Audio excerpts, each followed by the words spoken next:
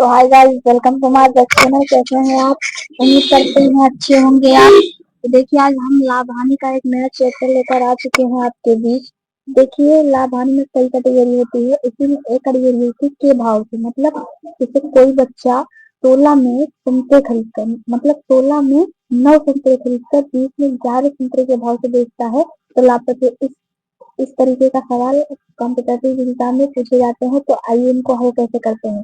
तो ऐसी स्थिति में जो रुपया है उसका गुणा रुपये से करेंगे, और जो भाव है उसका गुणा भाव से करेंगे। तो देखिए, रुपया से, वस्तु का वस्तु से, इस तरह का इस कंडीशन का कुछ हम लिख लेंगे यहाँ पर।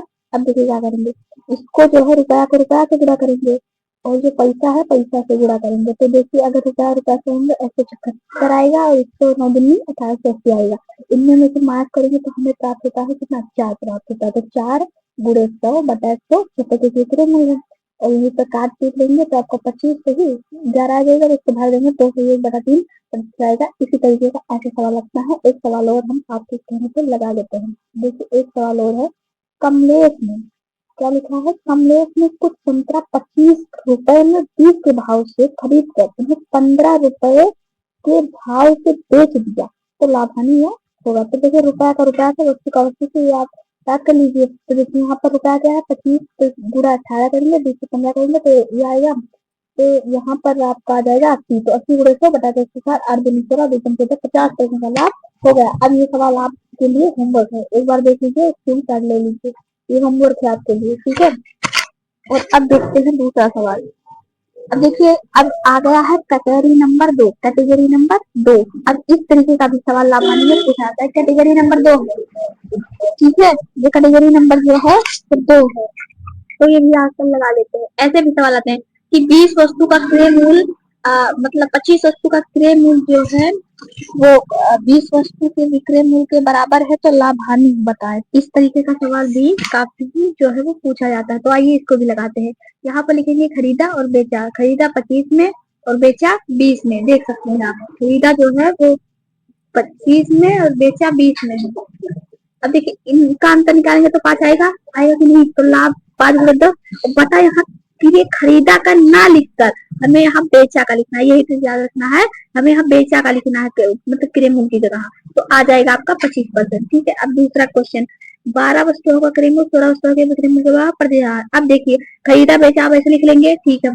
12 में 16 का 4 बचा, 4 गुणे 100 और बटा, हमें क्रय मूल्य की जगह क्या लिखना है, विक्रय मूल्य लिखना है। क्या लिखा है, विक्रय मूल्य। तो क्या है, 4 4 तो 16, और ये 25% आपका क्या हो गया, उत्तर हो गया। फिर आता है एक, ये आपके लिए होमवर्क क्वेश्चन है, तो इसको भी कर लीजिए।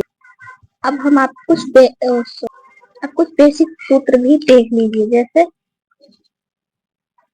लाभ प्रतिशत इक्वल लाभ गुणे 100 बटा का क्रय मूल्य, ठीक है। वैसे लिख रहे हैं, राइटिंग नहीं बैठ रही है, लेकिन आप सूत्र पर फोकस करिए। हान प्रतिशत बराबर हान गुणे 100 बटा का क्रय मूल्य, एक ही सेम रहेगा। हान है तो हान, लाभ रहेगा तो लाभ, ठीक है। अब देखिए दूसरा क्वेश्चन जो है, ये यहाँ पर ऐसे आप देख सकते हैं इसको। अब देखिए, एक सवाल और बता रहे हैं, क्रय मूल्य विक्रय मूल्य का आप निकाल लीजिएगा, ये सब आप निकाल लेंगे। अब देखिए, बेसिक बता रहे हैं। जैसे कोई वस्तु 10 रुपए में खरीदी गई और 15 में बेच दी गई, तो यहाँ पर जो होगा आपका लाभ 5 होगा। ये सब तो आप लगा ही लेंगे। और हान, अगर यहाँ 15 में खरीद कर 10 में बेचा जाता तो हान जो हो जाता, हान ये हो जाता 5 रुपए का। हान क्या हो जाता, 5 रुपए का हो जाता, ठीक है। अब देखिए, अब कुछ बेसिक सूत्र आपको हम बताने जा रहे हैं। जैसे जैसे क्या हो सकता है, वो ये सकता है कि ये बहुत लोग काट नहीं पाते हैं। जैसे यहाँ हमने कहा कि जो चीज है हमने 15 में बेचा, मतलब खरीदा, और 10 में जो हो बेच दिया, तो हमें हानि कितने की हुई। आप कहेंगे सर यहाँ पर और चीज दिखा दे, हान बराबर होगा 5 रुपए। और यहाँ पर हान प्रतिशत बराबर हमने खुद दिखाया है, हान गुणे 100 बटा क्रय मूल्य, ठीक है। तो यहाँ 5 है, तो 5 गुणे 100 और बटा क्रय मूल्य। क्रय मूल्य कितना है, खरीदा, क्रय मूल्य, क्रय मूल्य मतलब खरीदा, ये आप ध्यान रखने का। तो यहाँ क्रय मूल्य 15 है, ठीक है, तो यहाँ 15 लिख लेंगे। तो 5 से जब ये 3 का भाग करेंगे तो 5 6 हो जाएगा ना। और फिर 3 को यदि 100 से भाग देंगे तो हमारा तो रोज का ही काम है, आप लगा कर देख लीजिएगा। 33 सही 3/3% का क्या हो जाएगा उत्तर। यही सवाल हो जाता है। गाइस आज के लिए इतना ही, मिलते हैं अगले वीडियो में। तब तक के लिए धन्यवाद। हमारे चैनल को अगर वीडियो अच्छी लगी हो तो हमारे चैनल को सब्सक्राइब कर लीजिए। मिलते हैं अगले वीडियो के लिए, तब तक के लिए धन्यवाद। जय हिंद, जय भारत।